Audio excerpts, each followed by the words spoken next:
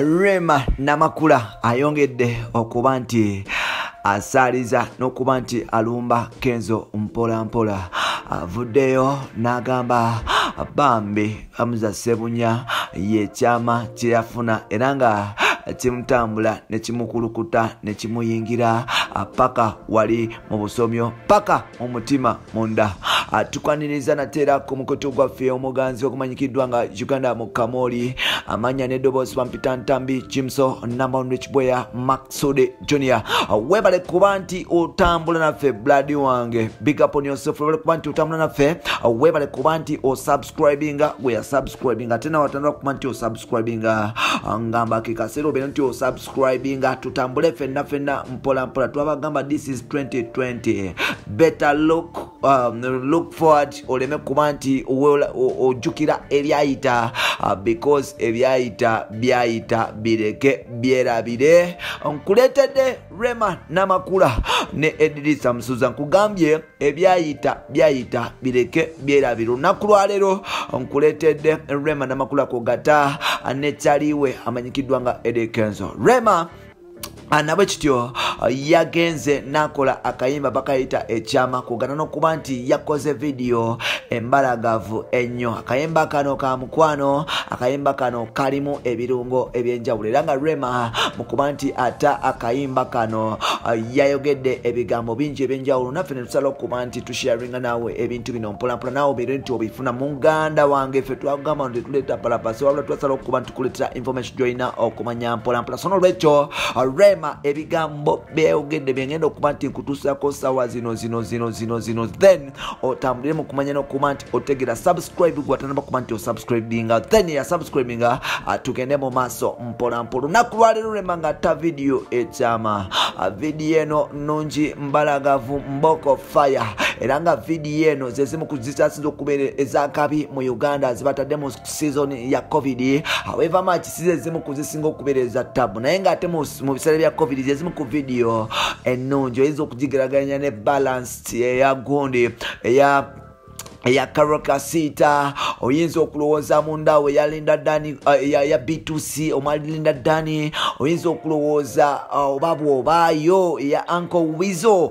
Video eno nnungi ebyaddala naye ng'ate mukyala mukulu mukuba nti ata video eno yagambye nti akayimba kano bakayita ekyama era ng'ekyama yakayimbidde musajja we amanyikiddwa nga yes Dr. Hamza Ssebunya ng'agamba nti Dr. Hamza Ssebunya yayingira system ezalema abasajja bonna, yayingira obusonda abasajja bonna bwe babuusanga amaaso bonna n'abwera n'ayingira n'afumita paka ku mutima munda era ng'effumo lyakwatira ddala mu system za Rema munda eri. So agamba nti ekyama kayimba fine kayimba naye ng'ate si kayimba ka buli omu oba okaagala kayimba kaabo abali mu laavu ng'oyagalira munno ebyaddala nga wakoowa abasajja abatamalaako, abasajja abagamba mbu tebalina time, abasajja ababeera n'obuwala bunnamyekozo, abasajja abali awo nga bazunga buzunzi ku mawanga mbu nga abasajja tebakuwa time. Rema bw'agamba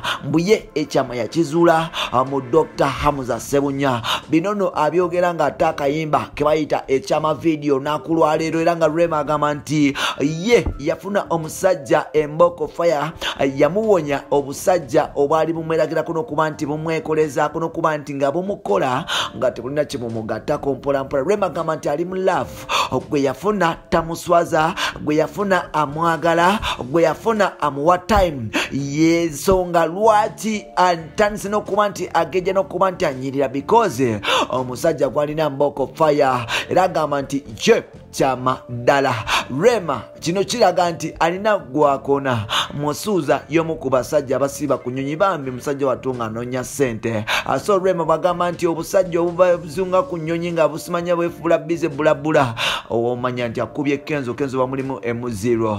Rema agamba nti yakoowa bulavu niga busemyekozo ani president wa semyekozo mu Uganda. Of course Rema akuba Eddie Kenzo because Eddie Kenzo bamulangirira ffe balavu niga twamulangirira nga ye semyekozo president wa Uganda. Uganda nagenda mu maaso n'agamba nti obuvubuka obutakuwa time obuzungano ne wano ani musajja Rema gwe yali ayagadde atamuwa time Renix yali amuwa time Bebe Kulu yali amuwa time naye ani atamuwa time kirabika Kenzo era yali atamuwa time y'ensonga lwaki yasalawo n'okuba nti agenda nafuna omusajja omulala Rema agambye nti yafuna ekyama ye Dr. Hamza Ssebunya atayakyayagala kuba nti atagala ku buvubuka butalina kibumuzimba nekimugattako so n'olwekyo yes ali mu system z'omusajja ono agenda mu maaso n'okuba nti awujja akasepiki ke mpola 24/7 basubira na mwana ate nga mwana somu wabula abalongo wabula Rema otijja baby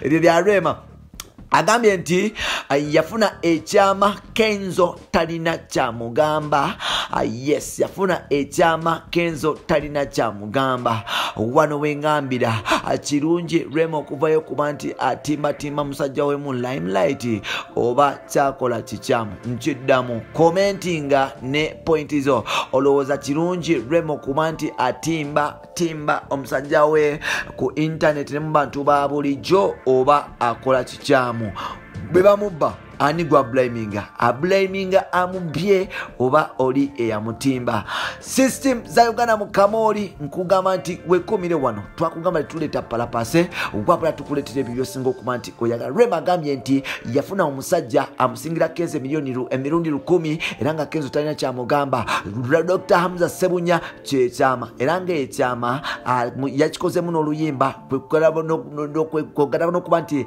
akikolamu video eyetabo video no bagitadde era nga kyama kyennyini ddala Rema ayagala nnyo abavubuka abalaga emibiri simanyi White Bender bweyayingira system eno yakola ate naye nga ate yes mu video eno mulimu bintu bingi byonna okubanga olaba ginoonyeko Rema Namakula 2020-2021 Mampita Ntambi Jimso bye bye for now.